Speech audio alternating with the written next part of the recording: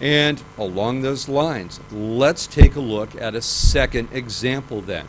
Other organizations are looking at these networks and they're seeing opportunities to benefit. So we're going to go down under.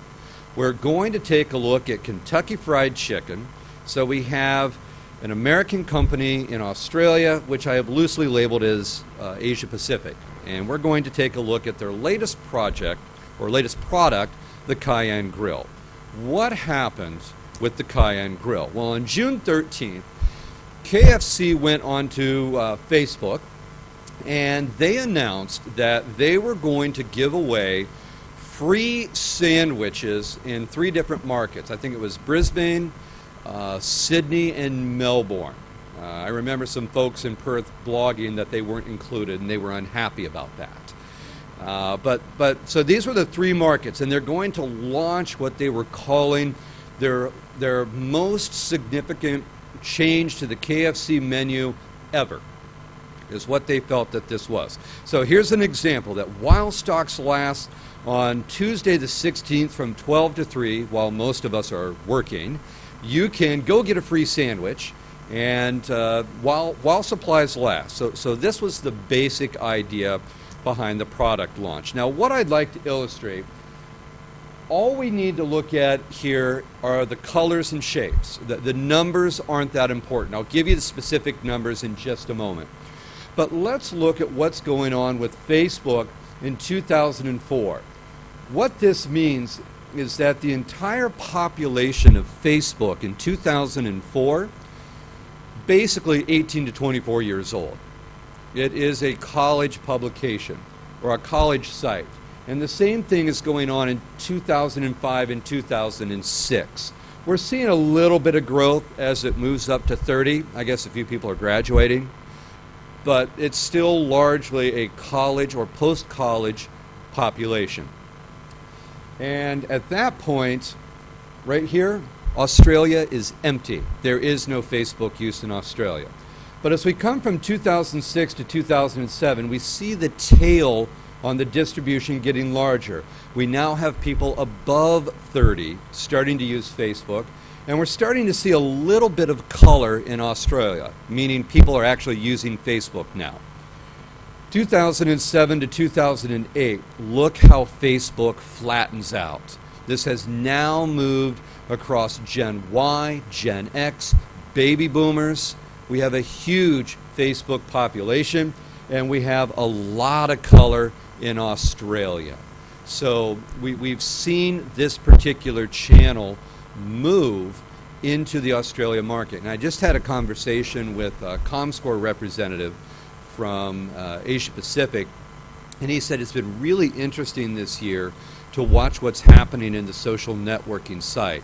That we saw, for a long time, we saw a steady increase in social networking use in general. So Friendster would increase, Facebook would increase, but somewhere in May of this year, all of a sudden the 2 growth lines divided. Friendster's dropping, Facebook is going up, and there has been basically a shift into the Facebook social networking site in many of the markets. Now, here are the specific statistics as we look at Australia. As you can see, across the entire Asia-Pacific region, there are more users of Facebook in Australia than any other market. So it makes sense for KFC to look at Facebook. We know where the netizens are going. Key point number 1, they had the data to tell them what media site they need to be using. So, what happened is that on Sunday the 16th, they announced this particular, or Sunday the 13th, they announced this particular promotion. By Tuesday the 15th, 48 hours later, they had more than 17,500 fans on the KFC site. And within 1 week, they had more than 50,000 fans on this particular site. That's an incredible growth rate. Going back to the video, again, it's an example of that exponential growth. They did incredibly well with this.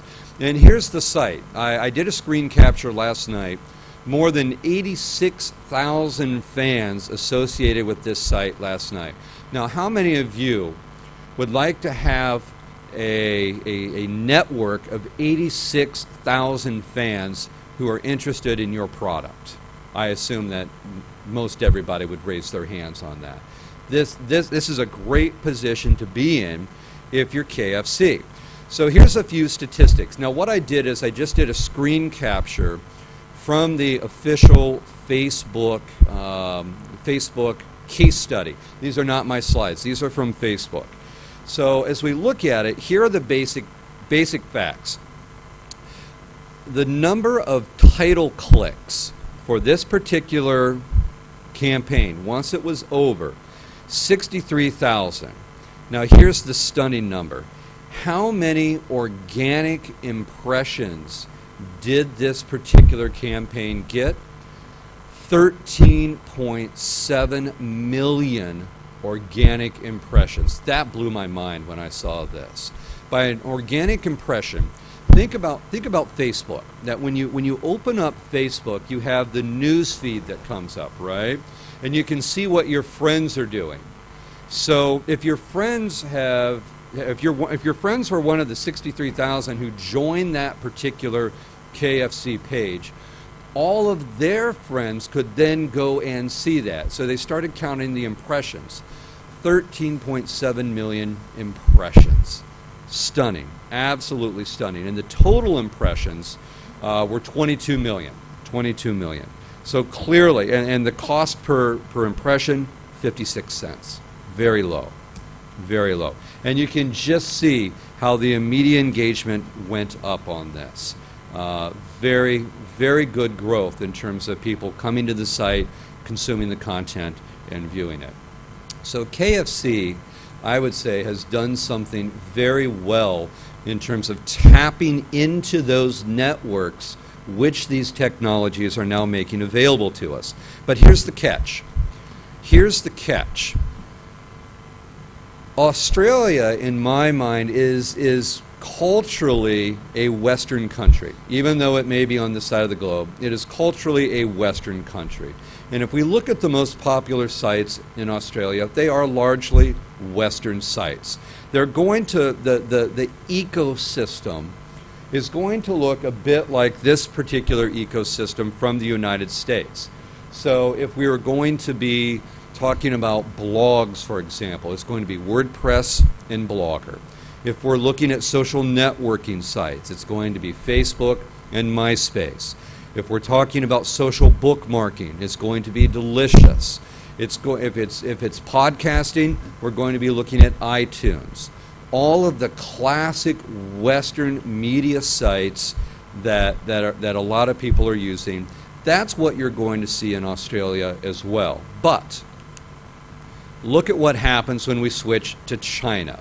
So if we start looking at, say, social networks in China, it becomes Xiaonie rather than Facebook. If we start looking at blogs, I don't read Chinese, but it's definitely not WordPress or Blogger. Okay, that much I can tell you. If we start looking at video sharing, it's going to become sites like Youku. Very, very different media ecosystem. And the same thing happens when we look to Japan. If we look at social media or social networks in Japan, it's not Facebook, it's not Xiaonie, it's Mixi, it's Gree. There are other destinations. And through the research that we've been doing at Singapore Management University, this is not unique to just the three big markets of South Korea, China, and Japan. The ecosystem in Vietnam is very different. The ecosystem in Thailand is very different. The ecosystem in Indonesia is different. So we are living on a side of the globe where we're communicating in a media ecosystem that does not mirror the West in terms of the channel choices that people are making. So while Facebook worked brilliantly in Australia, it's not going to get you very far in China, Vietnam, or Thailand. It may do very well in Malaysia. I guarantee you it will do well in Singapore, but it's going to vary. It's going to vary. And what we do online in Asia also varies. This is a comparison of the United States to China. So we start looking at some of the most frequent internet activities in the United States. It's going to become email, search, e-commerce, travel reservations, online banking, online recruitment. But as we move to the right, we start looking at China in red. Now it becomes having a blog, online gaming, online videos, instant messaging. So not only are the ecosystems different, but the behaviors that we're engaging in are also different. And this leads me to the concern that I have, that if we look at what's generally being talked about regarding the internet, Web 2.0, there is a very significant Western bias in this conversation. And we're talking about what happens in the United States, in Britain, in Germany, and we assume that it then applies in Asia. And I have very, very strong reservations about that. I see limited evidence to suggest that's the case.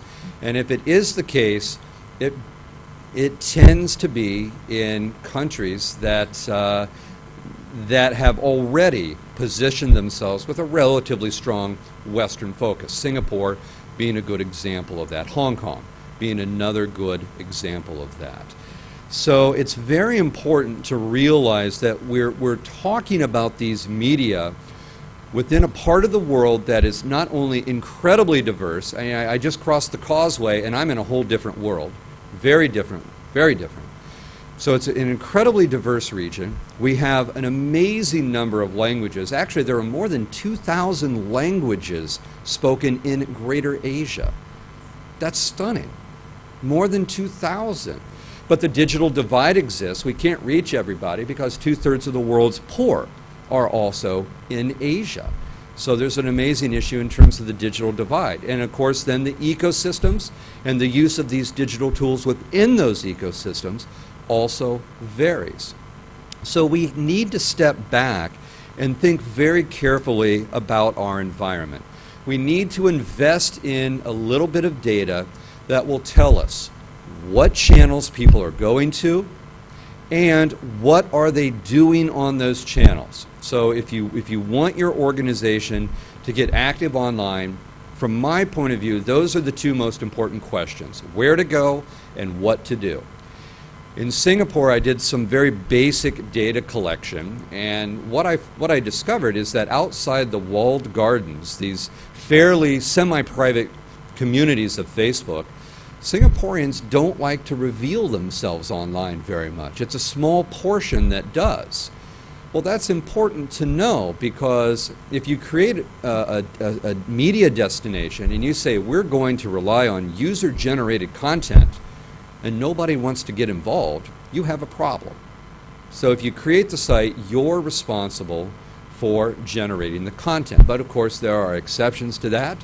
We had amazing success in Singapore with the tattoo show, and the phrase was "flash your tat," and boy, people flashed their tat. Everybody did. And amazing example of user-generated content. But for the most part, not really the case in Singapore. Singaporeans tend to be more reserved. So keep in mind that a lot of what we read has a Western bias. A lot of what I see, even coming through Twitter streams or through the RSS feeds, has a Western bias. We will take a study from the United States and then announce it in Asia as if this is the truth. Well, we've sort of violated Statistics 101 here. You can't cross populations. Okay, so what's true in the US may not be true here, and we're not being particularly careful with the way that we use data, which I think is a disservice to our shareholders, to our customers, to our employees who have to do the work. Ecosystems differ. Make sure we have data-driven decisions. So stepping it back, I would say take the best from the West, but make sure you adapt to the rest.